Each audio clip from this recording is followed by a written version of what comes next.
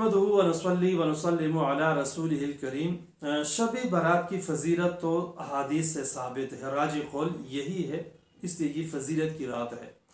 लेकिन 15 शाबान का रोज़ा, शब बारात के बाद जो दिन आता है उसका रोज़ा, सही ये है कि इस बारे में एक रिवायत तो आई है, सुनन इब्न माजा में है, हज़रत अली रज़ी अल्लाह तआला अन्हु की रिवायत क़ूमू लैलहा व सूमू नहारहा, रात को क़याम करो और दिन को रोज़ा रखो।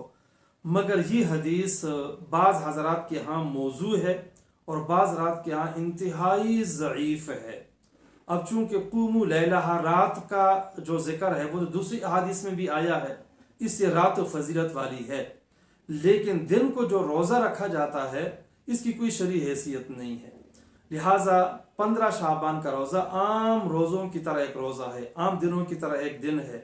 जिस तरह के आम दिनों में कोई बंदा रोज़ा रखना चाहे तो मना नहीं है, इस दिन भी अगर आम रोज़ों की तरह कोई रोज़ा रख लेता है तो जायज़ तो है, लेकिन इसको सुन्नत समझना, मुस्तहब समझना, बाकी दिनों में रोज़ा बंदा न रखे और ख़ास इस दिन रोज़ा रखे तो ये इह्तिमाम है, ये ख़ास इंतज़ाम हो गया, ये बिदअत के ज़ुमरे में आ जाता है।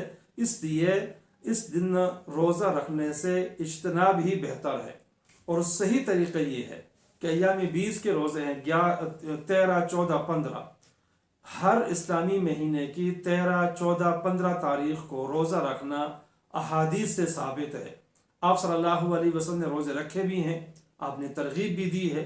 इसलिए 15 की बजाय 3 रोज़े रखे जाएं, 13 शाबान, 14 शाबान और 15 शाबान। तो इस तरह पूरा सवाब भी मिल जाएगा, सुन्नत पे भी अमल हो जाएगा और जो हमारे यहाँ रस्में हैं उससे भी हम बच जाएंगे।